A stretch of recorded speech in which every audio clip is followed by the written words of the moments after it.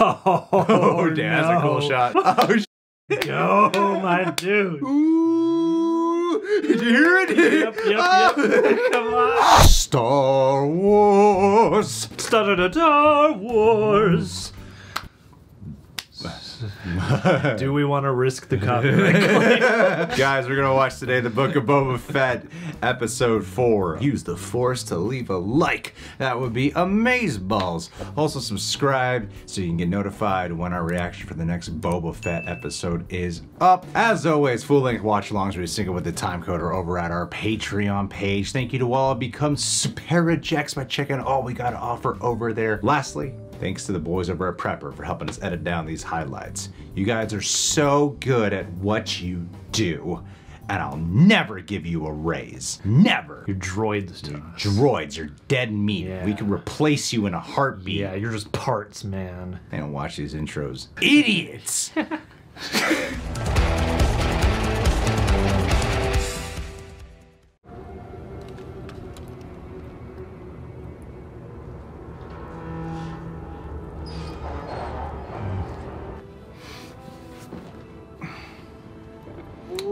Must be pretty mad at Bib Fortuna and Jabba. Still too many guards. Let's get something to eat.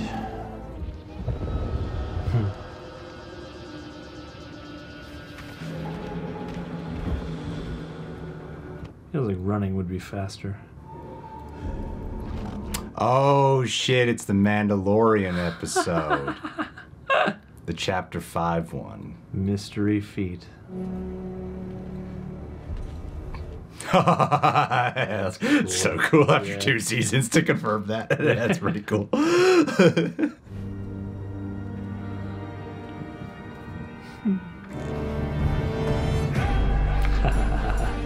I think this is one people have been waiting for. How they became best friends. Oh shit, so he's met them before. Or at least their ilk. We're gonna see the Origins of her stomach, yeah. No walk-ins. Appointment only. This woman is about to die. Well, you should have started with that. You don't even know how much it is. Yeah, it could be like a few credits.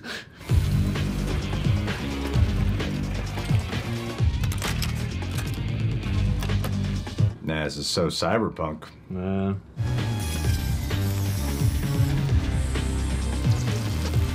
It's the color of the bikes. Easter egg? What happened? You were dying of a gut shot. I saved your life. Now I behave evil. Trust me. Who are you? I am Boba Fett. He's just mastered that delivery. Goddamn. He's born to be this guy. B bikers defeated Tuskens? That's highly unlikely. I want you to help me. Help me recover my fire spray gunship. Slave one. Where is it? Jabba the Hutt's palace. If I help you, my debt is paid. If that is what you wish. Oh, you're gonna want to be his best friend after this. Your ship's there, all right? Let's take a closer look.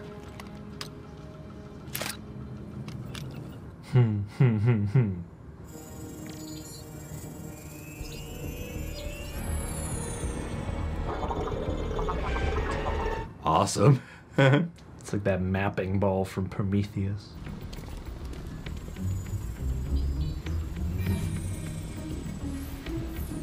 That's cool. It's like a stealth mission.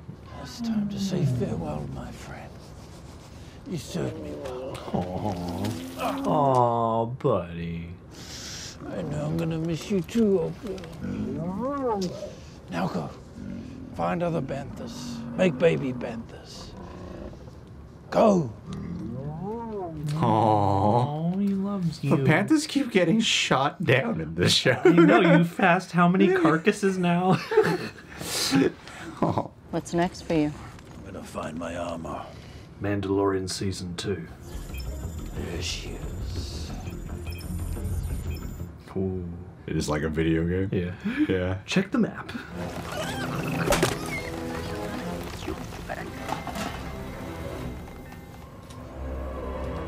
This is so cool. We're really getting to see like Jabba's palace. Mm-hmm. Oh,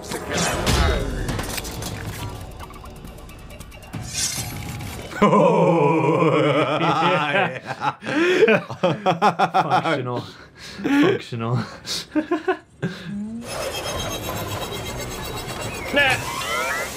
It's like slicing the guy's throat. About to be a General Grievous fight.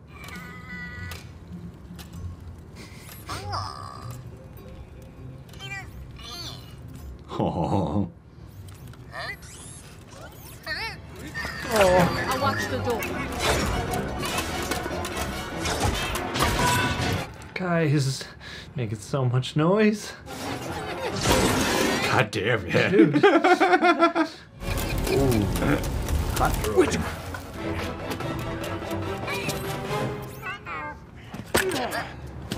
Gotcha. I'm gonna take my time. I'm gonna enjoy this. I am Boba Fett.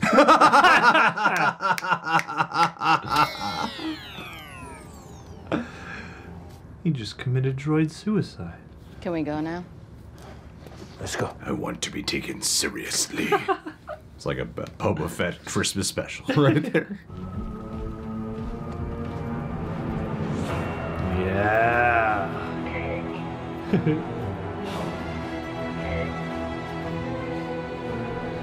They did an amazing job sneaking past everyone. Mm-hmm.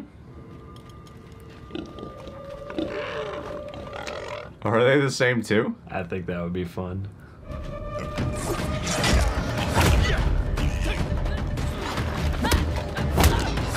They really are terrible, terrible guards. I know. How do they get this job? Yeah.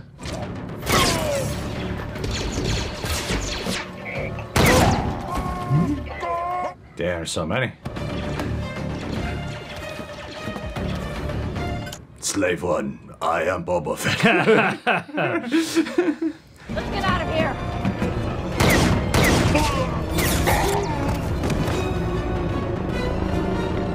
I'd love to work for that man one day. You need to get the gate open, but I can't see a thing. I'm a little busy here. No. Terrible guards.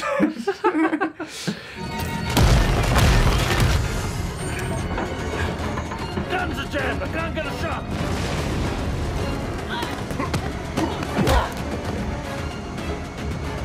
I've got to close the ramp. Damn. Fennec, you know what you're doing. Fennec is really paying off her debt. Yeah, seriously. Without her, none of this would be possible. Oh, Awesome. Yeah.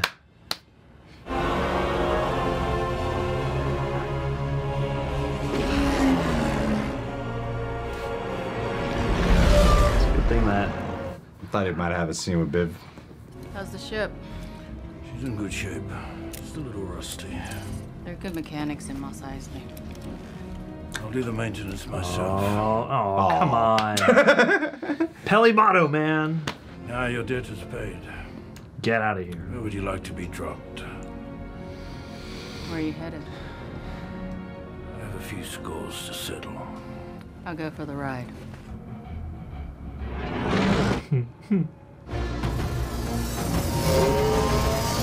Oh shit, settle them scores, Boba.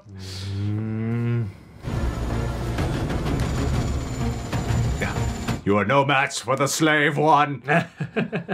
Oh, damn, that's a cool shot. Yeah. That's such a cool shot. Just coming in front. That's an awesome shot. Oh shit. Oh, my dude. Oh. Damn. Boba unleashed. Vengeance.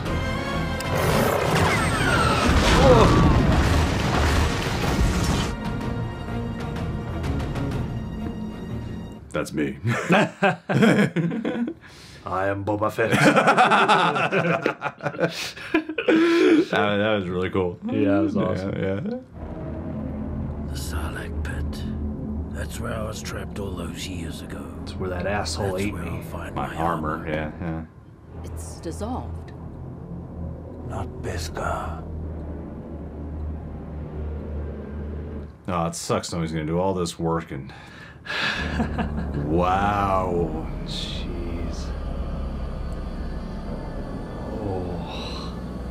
That's a great shot. You know, the way they handled the flashbacks is solid. Mm-hmm.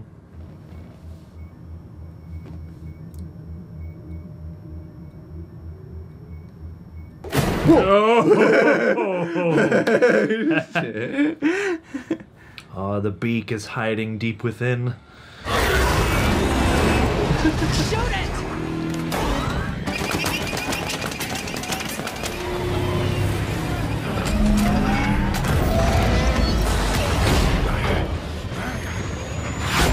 Oh, yeah.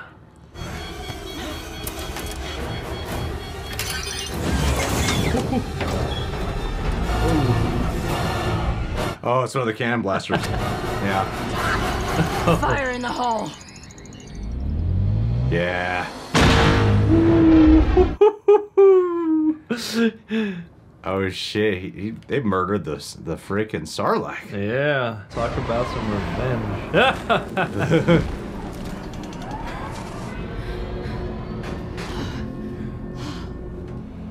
Next time, don't touch my buttons.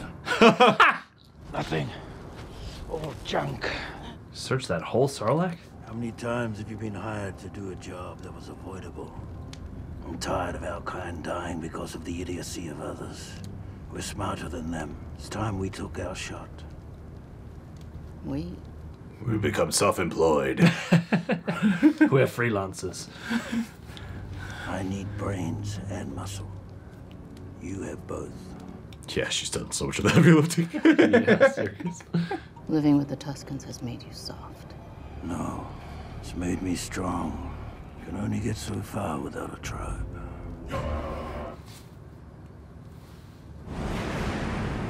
Cool journey.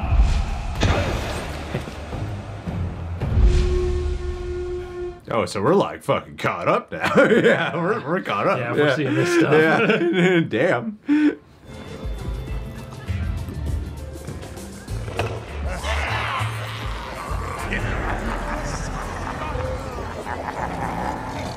What's triggering him so much right now? He's alone. He's got no friends. Whoa. What are you doing, dude?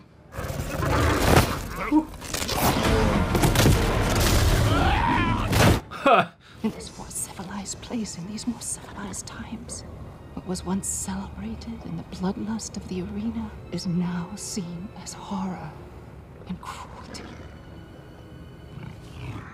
He's out of his time. So what say you release this customer and let these fine folks get back to their fun, and in return, I will wipe your debt off the books. Free drinks?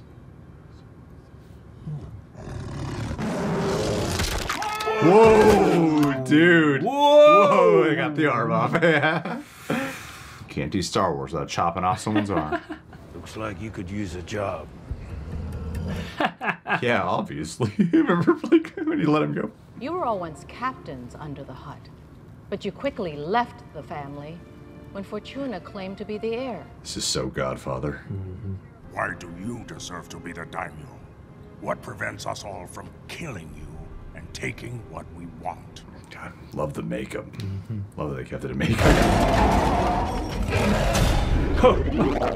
Yes. Right on cue. Please, sit. I intend to rule with respect. I will make the streets safe again, so all in this room can prosper. All I ask in return is that you remain neutral if the Pike Syndicate approaches you to betray me. Okay, we won't betray you. Don't have to do anything. Sounds good. I abide.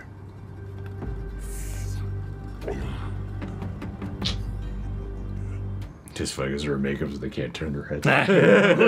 No neck mobility. Full cowl on.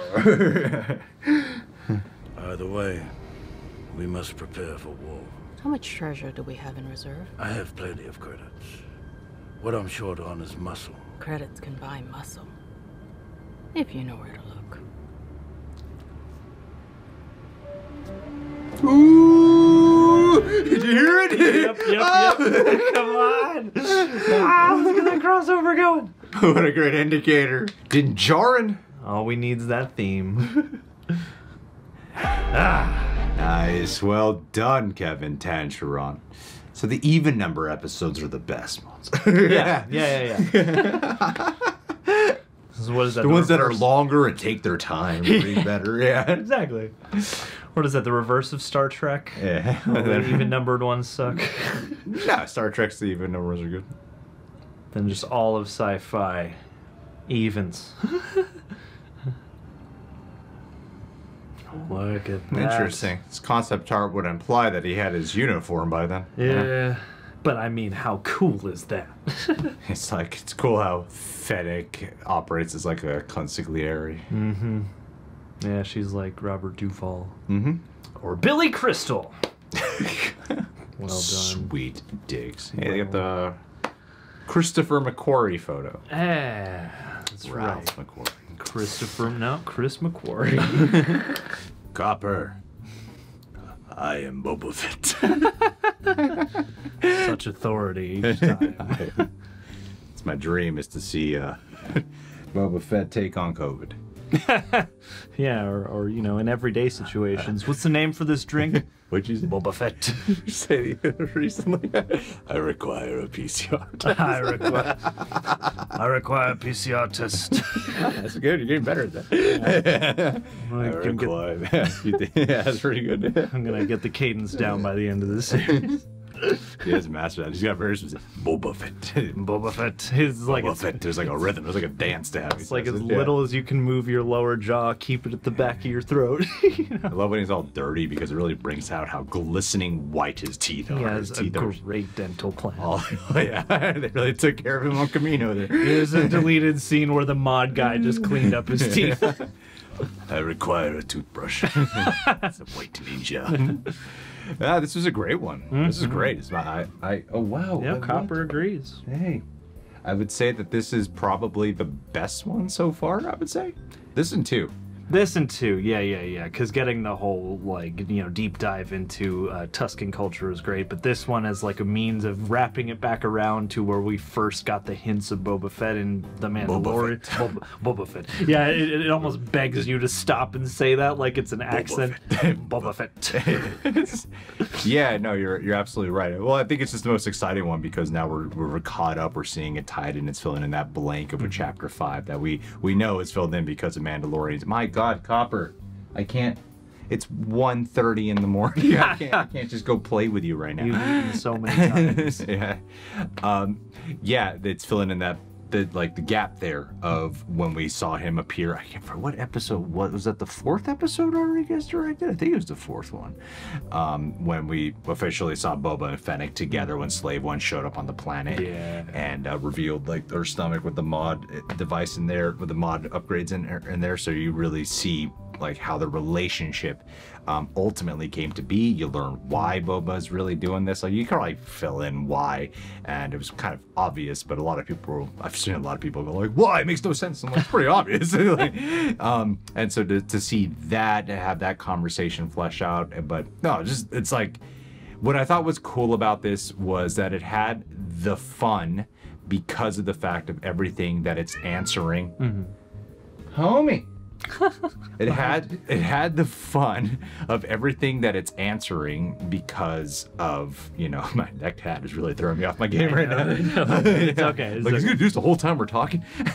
So It's got points, man. yeah, Points. it's filling in the blank because of, I feel like I've said this like sevevel times at this point of the started And leaving a blank. 5 times over now. Yeah. You fill in the blank of what blank the show was filling. It's filling in those blanks, but also because it's adapted more of the tone and the breathing and the pacing of episode 2, something that really took its time significantly more. Like all these episodes ought to be like 45 minutes to an hour for that breathing space. But it's fun because you're also seeing like Fennec Shand being here, and then the mod upgrades, and then how he retrieves Slave One. So you're doing so many things in here that just by nature of covering it, it's just more fun. you know. So Oh, yeah. that's also was great. Like this whole thing with Fennec Shand and even the mod upgrades. I feel like there's a lot of criticism towards that department, but this time we got to go in there, see how some of the surgery is done. It had that true. Oh my goodness. See, this is what I'm dealing with, guys. Unprofessional. He's literally like Hopper. bringing in a cat toy, being like, "Come play with Guys. me right now. Come play with me." I know it's 1:30 in the morning, but you're awake. I'm your Wrangler. Come on, man. I'm hungry and I want to play. And then if I close that door, just be like, "Open it." What are you doing without me? Yeah. Jeez, you gotta calm down, buddy. Yeah, so so then you have the whole thing with going in there, which I love, like the cyberpunk vibes. I thought it'd be a little bit, I mean, obviously wouldn't be. If you were to tell me the concept, I would probably imagine it would be a little bit grittier, bloodier, grislier, kind of like Elysium. Yeah, as a little bit, even though we had some of the moving parts that just kind of feel like Terminator, or even down to Luke Skywalker and Empire. Yeah. Where you're seeing the gears and what they might do physically. Yeah, and I like the choice. So I thought it was actually well justified of the choice of why they wouldn't close it up when he says that to him. Like, why don't you close it up? Why hide the work? Why hide the work? Because these people like that and respect it. And I'm wondering, you know, what the evolution of the mod upgrades might be over the course of this show or the live action series in general. Something that is more on the forefront or a little more predominant and kind of in your face a bit more. But even like with with Fennec waking up, and I thought like seeing that in her perspective, where it's, you know, even like the way he says it, when he's like, "I saved your life," and you're seeing in her point of view of how this probably seems threatening to her, when we know it's not, obviously. However, I think what this does a good job on doing, like a lot of the camera work, I thought did a great job on capturing perspective. Like there's some really unique shots, and tonally a lot of just wonderful moments here. I just like the emotion of this a lot. You know, and Boba doing this because of you know, like he said a couple times, he's sick of dealing with idiots, and that's what I mean by filling in the blank of that we could have done ourselves. Of this guy's been like a bounty hunter forever, and he's been involved with gangs. He's literally done nothing but observe and answer to people his whole life, and he's reached a point now where he's had a second chance. He's been reborn in more ways than one. He's also more wise after his experiences with the Tusken Raiders. Why wouldn't he go after this? And even explaining specifically why Fennec would be interested. Yeah, and I mean, I've heard some gripes from people online about, like why would Boba do certain such and such a thing, but I appreciated the breadth with which they've gotten. You know, we're in the middle of the season now, and to finally have that at least directly from him, basically saying, I did that for so long, and then finally I found a tribe, and I learned, you know, sort of, you can still be, you know, an incredible warrior, but also some type of community is essential and is important. And, you know, in this world, it probably is wiser than just being, a lone bounty hunter going and getting involved in the affairs of a bunch of people who have messy affairs. Which does make me wish we saw a little bit more time with him. Like, if this whole season was just the past, probably would have been cool with that. Because we could have really seen just how, because I'm kind of lost on how much time he spent with the Tusken Raiders. And I would have liked to have seen all the things that he was really learning, to see why he's sort of changed this much to adopting these philosophies more about like power in numbers, power in community, as opposed to, you know, being the lone bounty hunter. But still, like with what we got here with this character development, I think it lines up really well. And then even for Fennec to be enticed to this, like she doesn't exactly want to be a leader, but she could be a solid number 2 in an operation like this. Yeah. You know? Well, and too, this was her episode in a lot of ways too. Absolutely, and I love the relationship they're drawing between the two of them. Like, I love how they are just, you know, these two peas almost in a pod, and it's a little Green Hornet. A little bit, She's like the Kato. I'm making some Asian comparison. I'm just saying, like the dynamic. And because she's full on Asian, like Bruce Lee was. I'm doing that. No, it's the thing of like, it's the Green Hornet show, but it's, you know, it's like, look at Kato, just stealing the spotlight, kicking all the ass. You know? Well, I love that how Fennec is always the one like, you want me to go do something about it? Like, you know, I can go take some action for you, boss. But like they're going back to that thing you said about perspectives. Like, I love how it at first, you can kind of see why she would be suspect of him, and then slowly he sort of gains her confidence and her trust and her respect. And yeah, like, she is his consigliere in a lot of ways, and I love... And not that, you know, it's like there's no hinting. It's like it doesn't have to be a romantic thing of any kind. It's just they are these two, they're partners and they seem like friends, you know. And I love that they have a bond like that, where they are just this duo who really is carving this new path, oh my step God, by step. Boba Fett on speed dating. I am Boba Fett.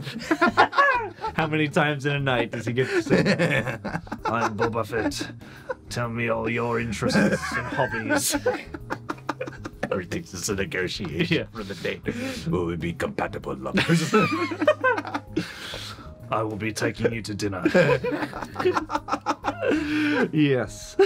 I want. No, there's so many situations I want to see him. Yeah. But yeah, I just really like the relationship and the dynamic they've drawn between them, because it's really badass, but it also has a lot of humor in it, and it also has that element of trust and of community. Even though they're just two people, that element of community that they can then build this sort of ever-growing organization on top of.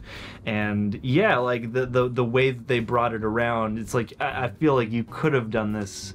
Part of me really likes the motif of having the flashbacks and the present side by side, and if this becomes some kind of an appendix to The Mandalorian, like if Din Djarin comes back, and then Mandalorian Season 3 involves both of them. If Din Djarin comes back. When Din Djarin comes back next week, because the music cue. Whatever, if they played Darth Vader too, now we'll be like, what? Isn't he dead? But Din Djarin, after we left off, it's obvious Din Djarin's coming back. Sorry, poor choice of words. Next week. It's still an if. It's not confirmed, but yeah. What I'm getting at is that I could imagine this going in a way where, you know, we get this crucial piece of information and background on what Boba's been doing up until this point where he is in the present. As it pertains to The Mandalorian. You know, part of me is like, well, maybe Mandalorian Season 3 will have them both involved or something like this, or maybe Boba Fett's gonna spin right off. But either way, I think they've done a really nice job of justifying this. And yeah, it's like you could have done it where you had the first half of the show just be all the flashbacks leading into the present, and in some ways, yeah, you could have had more you know, just in-depth moments with the Tuskens and whatnot. But as it stands for what we've got here, I think these past couple episodes have done a nice job of balancing that past and present, and yeah, seeing the mirror sides, the sort of relief sides of what was happening when, yeah, we got that tease of Boba stepping in on Fennec Shand in the first season of Mandalorian, and then, you know, knowing that we'll probably dovetail into that Season 2 episode next week, you know, is like they've drawn it in a geographical time way that's really fun, but that also feels contained to its own thing, and I think that's quite nice. Absolutely. And then, yeah, of course, going through, like, retrieving Slave 1, seeing how we got that ship back, because I didn't know where Slave 1 was located, so then to see that was in Jabba's palace, which makes me kind of wish we did have a Bib Fortuna encounter, especially because, like, the tease for this show at the end of Mandalorian was that he kills Bib Fortuna, and I like seeing, like, fat-ass Bib Fortuna, you know. I wanted to kind of get something there that maybe made that a little bit more personal when he does kill him, as opposed to just dethroning him at that moment. Like, he had his reasons of feeling dicked over and whatnot, but I still think that would have made that post-credit scene have a little bit more weight to it. But I thought the sequence of it was a neat setup. I like that it became, you know, this bargain struck of sneaking in, going through the palace. Felt very video game like. Would have even liked it to be even longer, honestly, if we're having to sneak past all these guards. But it was cool when it did build up into the chaos of them having to get away, and then they're having this like crazy shootout and they bring like there's a lot of meaning towards Slave 1 for Boba Fett, because that is his father's ship. So to inherit, I could see why that was so personal for him to get it. Like, why not just get another ship? No, it's his, and there's a lot of meaning to that. Same way how the armor means a lot to him as well. So seeing these other sides of Jabba's palace, and like we didn't see too much. We saw like some different locations, because that place is freaking massive. And we tend to just go to the one spot where the throne is, and where the Rancor's located down below, and so we don't really see much of Jabba's palace or like the entranceway with the doors. So wait a minute, I'm thinking geographically about this. Because Slave One looked like it was located where the entrance doors were. So was it just there the whole time where the entrance doors were? I guess so, yeah. It was just right there? Yeah. Had to go into that little thing to the right, yeah. Okay, all right. Yeah. March right in there, but that's how it read to me, yeah. It's like that big door. Fortuna couldn't hide it. Right there. It's too big. Just leave it right there. Leave it in the garage. Yeah, like the way that sequence was done, and you know, it's like only Boba would really know how to fly that ship. And no one can pilot this thing but me. It's a very specific ship. Oh yeah, yeah. That it seems like it's really, you have to have experience of piloting it. So really showing the strength of putting these two together, Fennec and Boba, putting them together of how like Boba's piloting while Fennec's doing like in that scene it does perceive as like Fennec's doing most of the work, but I'm like, but Boba's the only one who could he's got to find out. He's got to get this thing moving. Yeah, exactly. But in that moment it is what like state is Fennec seems like she's doing way more work right now. And yeah, you could not do this alone. Definitely. And then even going to the Sarlacc Pit, like I like that they added that detail, even as audience members, knowing full well, like we've seen Mandalorian season 2, we know how he gets his armor back, like we know that, but in terms of character, we also, it would register a little odd to me if he didn't try to get his armor back from the Sarlacc Pit, if he believed it was still located in there. And it also adds more meaning to the fact that of all those scenes in Mandalorian season 2 of why that armor meant so much to him. The fact that he would risk his life again. Literally, it's like a suicide mission going in there. And again, Fennec saved the day. Yeah, that was a clutch move. I wonder how some people feel about that, honestly, because part of me does make me go, I do wish Boba was the one who to kill the Sarlacc after all that, after everything. I do have that feeling as well, and so I wonder if some people might feel that way. I still thought it was a great moment to bring back that. I don't know what that's called. It's in Mandalorian season 2, and it's in Attack of the Clones during the like asteroid battle. That big blue cannonball thingy. That she named it even. Yeah, I forget what it's called. But to see that brought back and used to effect to kill the Sarlacc, I would have thought like the cool cathartic moment would have been for Boba to do it himself. Yeah, 100%. But then you got like these other things they've been setting up, you know, like, and also like the action scene of like killing the bikers. Like that was a really great Star Wars shot, dude. Yeah, of getting that revenge, and even Boba's face of just like feeling his vengeance in his eyes, you know, quite cathartic. And I think it's those little quiet moments why a character like Fennec would connect to him, because she's seeing that like this isn't really about money. This is something more personal.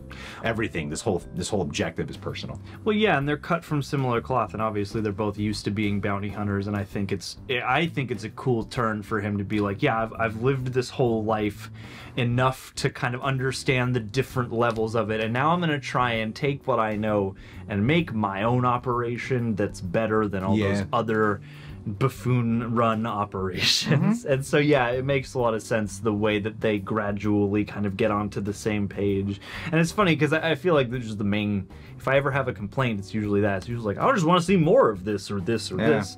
But I think what makes this episode partly so fun is that you get a lot of really, you know, satisfying story moving forward, but you also get, it's like the first episode had these callback elements, and here you have them again. You have the Sarlacc again, and you get Slave One for the first time in this series, at least in the present, and it's like you have, you know, the continuation and the fleshing out of Boba and Fennec's story, but also now in this fourth episode you get a whole bunch of your classic Easter eggs again. Sure. So I feel like, yeah, you can kind of connect them in a very fun way that's also, it's like two layers running parallel.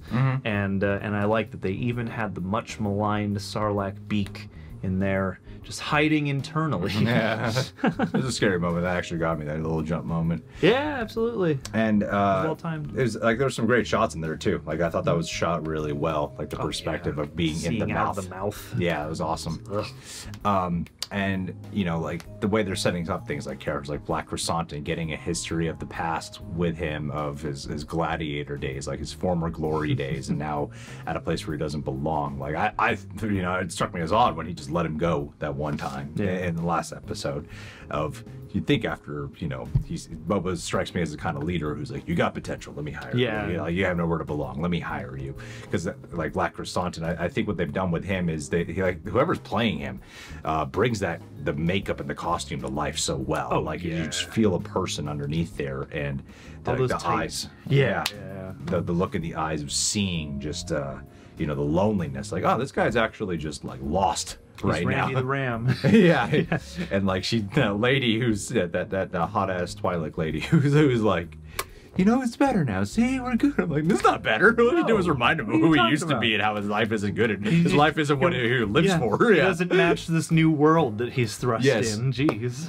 And I even enjoyed the scene that was really Godfather reminiscent of, you know, Boba working his way up with all the families and establishing, you know, like what's to come. Like they're setting up this war really well. You know, if you got Black Krrsantan here, obviously they're going to go after the houses as Boba describes the Pike characters. But I do think that this show could probably do a little bit of a better job at setting up the Pike Syndicate for audiences who haven't seen like Clone Wars or something like that. So that way they would know like just how much of a threat they really are or what power they can really wield. But right now, as it stands, I do think it's doing a good enough job with showing like he hasn't fully earned their respect just yet to the point where they are fearful of him. I'm even like, I bet they would still betray him if enough money, enough coin was thrown their way. But the way how that whole scene is handled and how he's not demanding a lot, he's just prepping them in advance. That, you know, it's like he's planting the seeds that an alliance will probably be necessary one day. And like whatever the war is that is coming, they've teased it a couple times now. You know, having Mando on your side, Black Krrsantan, Fennec, whoever else they can get. Maybe more Mandalorians will come into the fold, where this could be like Boba Fett's official, you know, adjacent Mandalorian indoctrination in some way of like he is a man, like viewed as a Mandalorian. Can you imagine one of those shots, just all those Mandalorians rocket in? Yeah. We got you. Well, it's like the way how Fennec responded to him of like Boba Fett's dead, you know, like shows that he does have a legacy in this world in some way. Whereas like Din Djarin didn't know who he was. From the Assassin's Guild, they knew who he was. So yeah, there's just a lot to unpack, and I really thought this episode was great. But guys, what'd you think about it? Leave your thoughts down below. Why don't you go ahead, subscribe, click that bell, hit that like button. Last but not least, let's do a Patron.